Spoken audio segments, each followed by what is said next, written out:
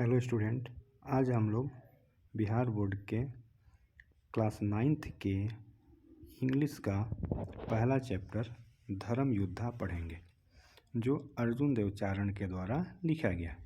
सबसे पहले हम इस पोएट के बारे में पढ़ते हैं। Arjun Devcharan a teacher by profession. Arjun Devcharan जो पेशे से एक शिक्षक हैं, इज बेसिकली ए पोएट। वो मुख्य रूप से एक कवि हैं। His plays appear like an extension of his poetry. उनके जो नाटक हैं उनके पोएट्री के, उनकी कविताओं के विस्तार जैसा ही है। The poet in him shows through his short, crisp and pithy lines and the song of the chorus in his plays. उनके अंदर का जो कवि है, उनके लघु, स्पष्ट और पीथी लाइन्स, उतार चढ़ाव वाले लाइन्स के द्वारा, and the song of the chorus in the plays, और उनके नाटक में जो सामूहिक गान है उसके द्वारा दिखता है। His first book of Rajasthani plays published in the late 17th। उनका राजस्थानी प्लेज, राजस्थानी नाटकों का पहला किताब late 17th means 17th century के बाद प्रकाशित हुई। Was received rather indifferently in the Rajasthani literary circle, जिसने राजस्थानी साहित्यिक क्षेत्र में बहुत ही तटस्थता के साथ स्वीकार किया गया।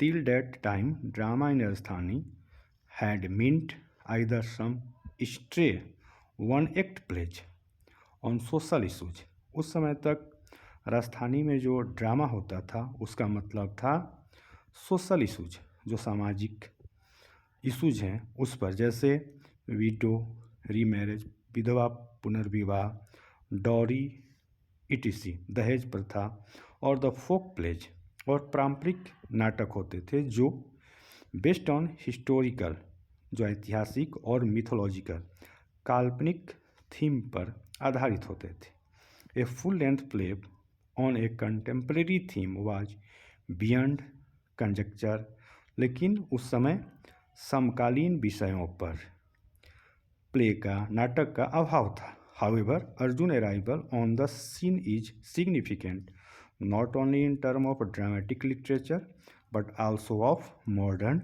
थिएटर। लेकिन अर्जुन देवचारण का आगमन केवल ड्रामेटिक लिटरेचर के लिए, नाटकीय साहित्य के लिए ही नहीं, बल्कि मॉडर्न आधुनिक थिएटर के लिए भी महत्वपूर्ण था। अर्जुन देव प्लेज इंक्लूड 2 नाटक, आजरा गवारी एंड सैंकेरियो, बोलमारी मछली केतुक पानी, धर्म युद्धा एंड मुगाटी गाठा। अर्जुन देवचारण के जो मुख्य नाटक हैं उसमें हैं आपको 2 नाटक, आजरा गुआरी एंड सैंकारियो, दूसरा है बोलमारी मछली केतुक पानी, और धर्म युद्धा और मुगाटी गाठा। धर्म युद्धा जो चैप्टर हम लोग पढ़ने जा रहे हैं, is the story of Padma. यह एक लड़की की कहानी है जिसका नाम पद्मा है। यंग गर्ल, वो एक युवा गर्ल है, educated through scriptures like the Ramayana, Mahabharata etcetera, जिसकी शिक्षा रामायण महाभारत के द्वारा हुई है। He feels aggrieved and agitated by the uncharitably orthodox attitude of the society towards women.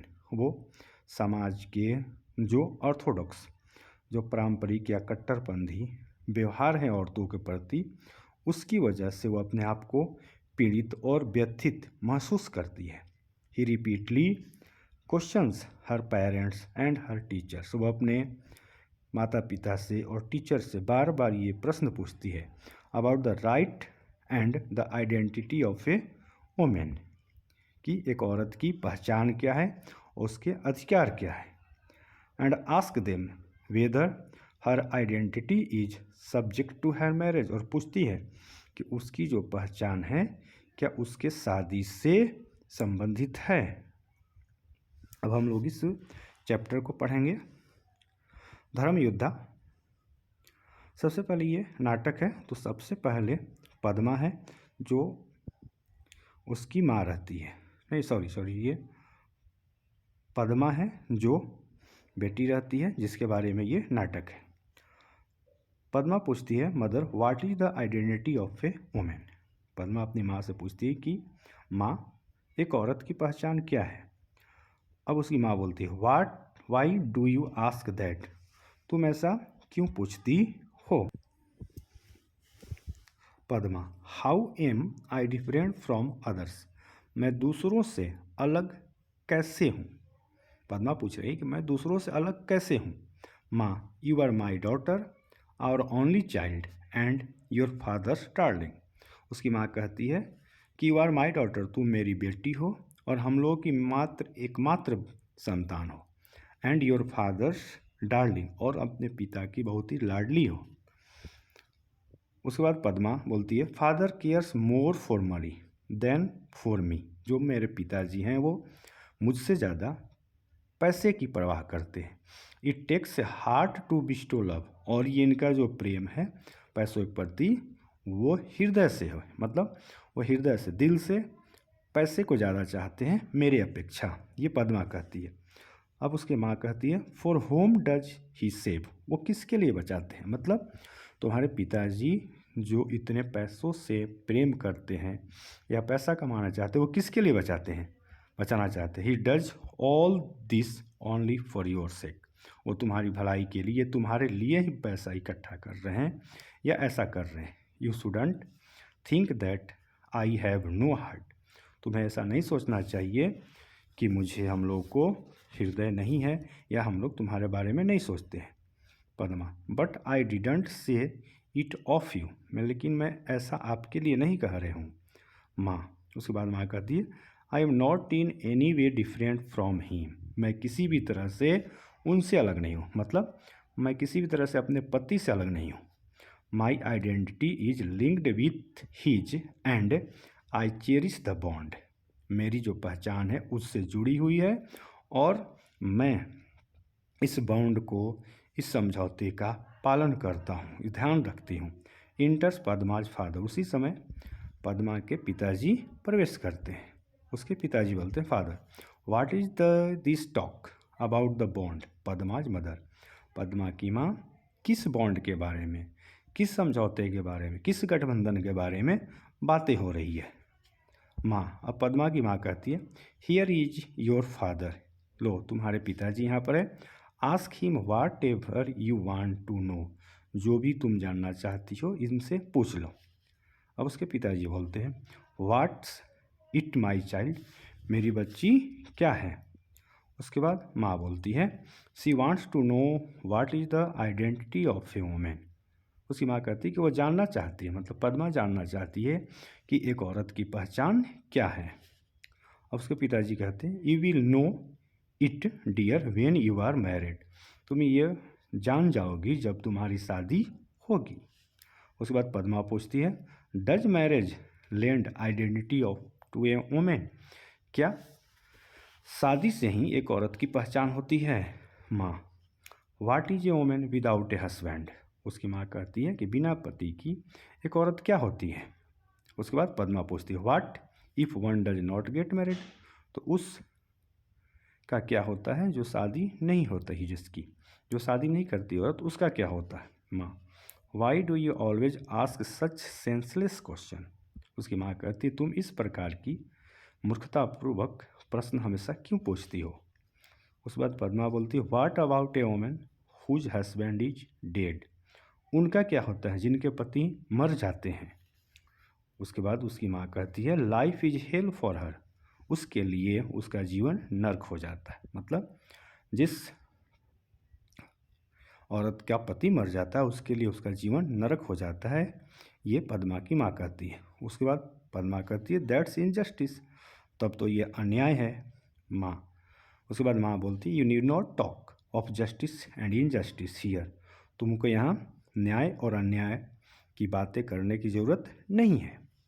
उसके बाद पद्मा बोलती है वाई, मैं ऐसा क्यों नहीं करूँगी, मुझे न्याय और अन्याय के बारे में बात क्यों नहीं करना चाहिए। उसके बाद माँ बोलती है over here women don't have the right to ask question, उसकी माँ कहती है कि यहाँ पर औरतों को प्रश्न पूछने का अधिकार नहीं है। उसके बाद पद्मा बोलती है what right do they have then, तब औरतों को क्या अधिकार है। फादर, उसके पिताजी बोलते हैं rights are for equal dear, प्रिय मेरी लाडली बेटी, अधिकार सभी के लिए बराबर है, उसके पिताजी कहते हैं। उसके बाद पद्मा बोलती है why is a women considered a place of bargaining, तब घर को एक बार्गेनिंग का जगह, मोल तौल का जगह क्यों माना जाता है। One shouldn't live in such a place, तो इस जगह पर, ऐसे जगह पर किसी को नहीं रहना चाहिए। Father, you will get the same reply to these questions whenever you go, कहता है तुम जहाँ जाओगी तुम्हें वहाँ पर भी यही जवाब मिलेंगे।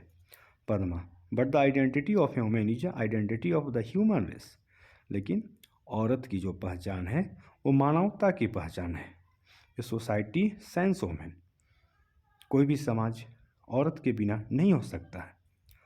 उसके पिताजी तब बोलते हैं that's why they say that marriage lends this identity, that's why, तब ऐसा क्यों कहा जाता है कि शादी ही आइडेंटिटी है, औरत की पहचान शादी से ही होती है। Padma, so if a girl does not get married he has no identity, तब तो जिस लड़की की शादी नहीं होती उसकी कोई पहचान नहीं होती। Why is it that an unmarried man is venerated and called a saint, तब ऐसा क्यों होता है कि जो इंसान, जो आदमी शादी नहीं करता है उसको संत कहा जाता है। While an unmarried women is called immoral and wanton, जबकि एक अनमैरिड अविवाहित औरत को इमोरल, अनैतिक और चरित्रहीन कहा जाता है। ऐसा क्यों है। तो इस चैप्टर के द्वारा पद्मा अपने आइडेंटिटी के बारे में, अपनी पहचान के बारे में पूछती है कि एक औरत की पहचान क्या है। Thank you. आई होप आप लोग को वीडियो अच्छा लगा होगा। मेरे चैनल को सब्सक्राइब और लाइक करें। Thank you.